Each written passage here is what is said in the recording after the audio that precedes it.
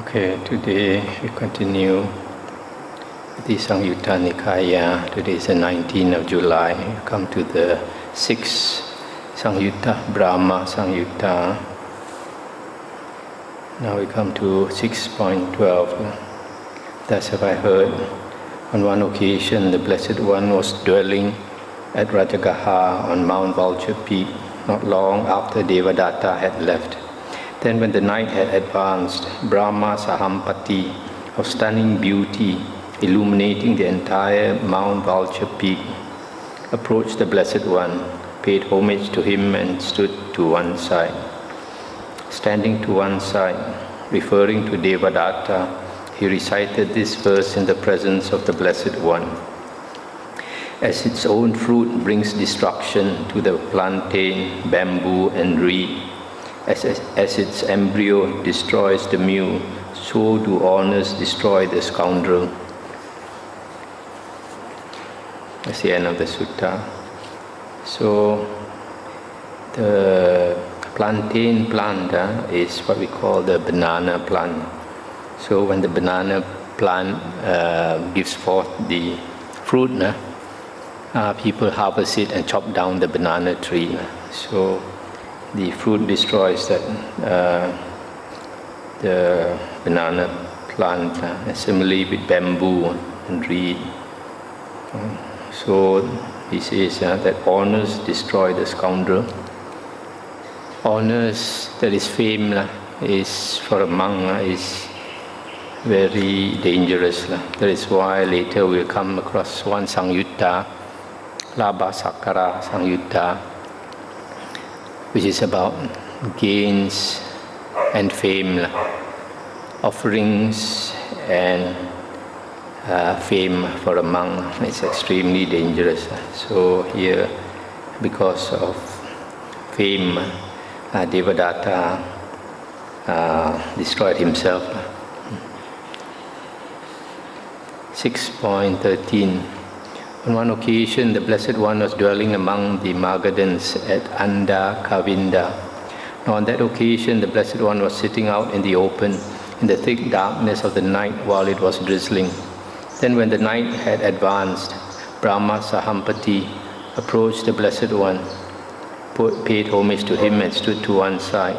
Standing to one side, he recited these verses in the presence of the Blessed One. One should resort to remote lodgings, practice for release from the fetters. But if one does not find delight there, guarded and mindful, dwell in the Sangha. Walking for alms from family to family, faculties guarded, discreet, mindful, one should resort to remote lodgings, freed from fear, liberated in the fearless, where terrible serpents glide, where lightning flashes and the sky thunders. In the thick darkness of the night, there sits a monk devoid of terror. For this has actually been seen by me. It is not merely hearsay. Within a single holy life, 1,000 have left death behind. There are 500 more trainees, and 10 times a tenfold 10. All have entered the stream, never returning to the animal realm. As for the other people who remain, who to my mind partake of merit, I cannot even number them from dread of speaking falsely. That's the end of the sutta. So here, this Brahma Sahampati praises a monk who dwells in remote haunts, and this part where he talks about this first part about remote haunts, the translation in the Pali Text Society is also very beautiful. I read for you. Seek ye the lonely haunts remote from men. Practice the life of liberty from bonds. If there ye come not by your heart's desire, dwell with the Sangha, mindful and controlled, seeking your alms among clansmen, house to house, prudent and heedful, guarded as to sense. Seek ye the lonely haunts remote from men, from fear released, in fearlessness set free, where dreadful serpents glide and lightnings roam on high, and gods doth thunder in the night, the blinding blackness of the night. There sits the monk, rid, or the bhikkhu, rid of all flesh-creeping fear. So, devas, when they see monks practicing like that, living alone and having no fear, and they are also full of respect. This Brahma Sahampati could have been ascetic in a previous life. That's why he talks like that. Then the last part, he says, within a single holy life, people who have become a monk, 1,000 have left death behind. That means 1,000 have become arahants. And many have entered the stream. And then those who do merit, that means those who are not Arya, they do merit, that means supporters of the Buddha. He says, cannot number them, that means they will go to heaven also. 6.14. On one occasion, the Blessed One was dwelling at Savatthi. There, the Blessed One addressed the monks thus: Bhikkhus, or monks. Venerable Sir, those monks replied. The Blessed One said, monks, once in the past there was a king named Arunava, whose capital was Arunavati. The Blessed One, Sikhi, the Arahant Sammasambuddha, dwelt in dependence on the capital Arunavati. The chief pair of disciples of the Blessed One, Sikhi, were named Abhibu and Sambhava, an excellent pair. Then the Blessed One, Sikhi, addressed the monk Abhibu. Come, Brahmana, let us go to a certain Brahma world until it is time for our meal. Yes, Venerable Sir, the monk Abhibu replied.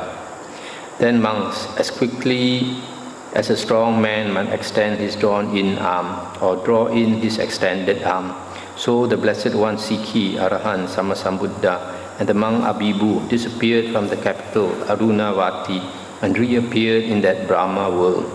Then the Blessed One, Sikhi, addressed the monk Abhibu thus: give a Dhamma talk, Brahmana, to Brahma and Brahma's retinue, and to Brahma's assembly. Yes, Venerable Sir, the monk Abhibu replied.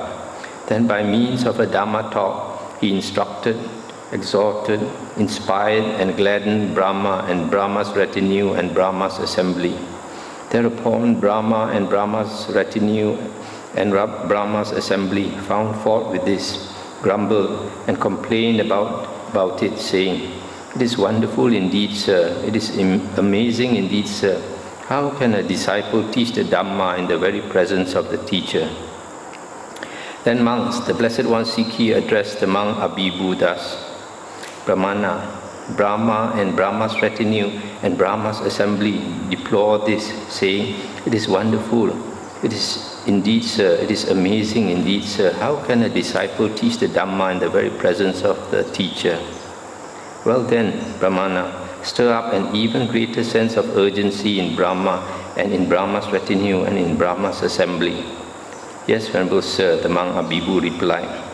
Then he taught the Dhamma with his body visible, and with his body invisible, and with the lower half of his body visible, and the upper half invisible, and with the upper half of his body visible, and the lower half invisible.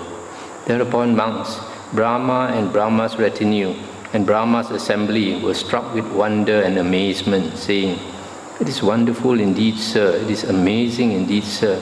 How the ascetic has such great power and might. Then monks, the monk Abhibu said to the Blessed One, Sikhi, Arahant Sammasambuddha, I recall, Venerable Sir, having made such a statement as this in the midst of the Bhikkhu Sangha.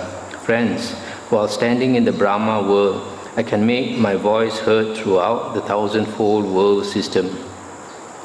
And the Buddha said, and this the Buddha Sikhi said, now is the time for that, Brahmana. Now is the time for that, Brahmana. While standing in the Brahma world, you should make your voice heard throughout the thousandfold world system. Yes, Venerable Sir, the monk Abhibu replied. Then while standing in the Brahma world, he recited these verses: arouse your energy, strive on, exert yourself in the Buddha's teaching, sweep away the army of death, as an elephant does a hut of reeds. One who dwells diligently in this Dhamma Vinaya having abandoned the wandering on in birth, will make an end to suffering. Then monks, having stirred up a sense of urgency in Brahma and in Brahma's retinue and in Brahma's assembly, just as quickly as a strong man might extend his drawn-in arm or draw in his extended arm, the Blessed One Sikhi, Arahant, Samyutta, and the monk Abhibu disappeared from that Brahma world and reappeared in the capital Arunavati. Then the Blessed One Sikhi addressed the monks thus: "Monks, did you hear the verses that the monk Abhibu recited while he was standing in the Brahma world?" "We did, Venerable Sir." "What were the verses that you heard, monks?" "We heard the verses of the monk Abhibu thus: Arouse your energy, strive on, exert yourself in the Buddha's teaching, sweep away the army of death as an elephant does a hut of reeds.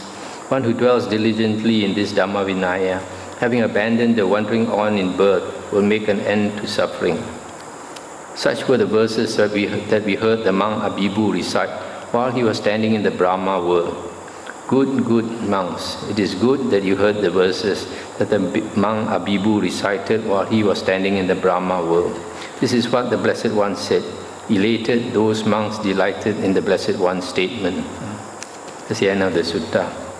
So, you see this pair, the Buddha, Sikhi and his disciple, it was too early to have their meal, so he thought, I still got a lot of spare time. So both of them flew to the Brahma world. And monk Abhibu was asked to give a Dhamma talk. So when he gave a Dhamma talk, the Brahma Devas were unhappy. They thought, how can the teacher is around, how can the disciple teach the Dhamma? Then the Buddha asked him to show them something. Then he made himself sometimes visible, sometimes invisible, and sometimes half of the body visible. So they were amazed how his psychic power is so great. You see, for him to make them see this, that means his psychic power is much greater than them. He can, in a way, control their mind so that they see what he wants them to see. So they were very impressed. Then the monk Abhibu said, this is nothing. I remember I have mentioned to the Sangha that standing in the Brahma world, my voice, just speaking normally, can be made audible to the 1,000-fold world system. And then Buddha asked him to do that. So he just talked normally, and 1,000 world systems could hear his voice so clearly. So this shows how powerful the Arahants are. 6.15. On one occasion, the Blessed One was dwelling at Kusinara in Upavattana, the sal tree grove of the Malans, between the twin sal trees, on the occasion of his final Nibbana. Then the Blessed One addressed the monks thus: "Now I address you, monks. Formations are bound to vanish. Strive to attain the goal by diligence."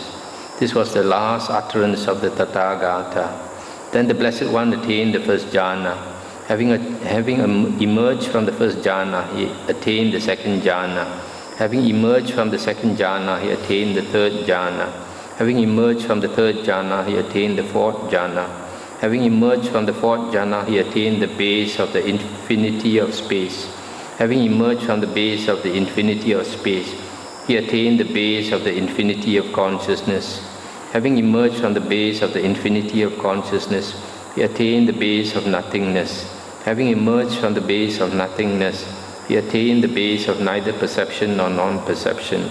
Having emerged from the base of neither perception nor non-perception, he attained the cessation of perception and feeling. Having emerged from the cessation of perception and feeling, he attained the base of neither perception nor non-perception. Having emerged from the base of neither perception nor non-perception, he attained the base of nothingness. Having emerged from the base of nothingness, he attained the base of the infinity of consciousness. Having emerged from the base of the infinity of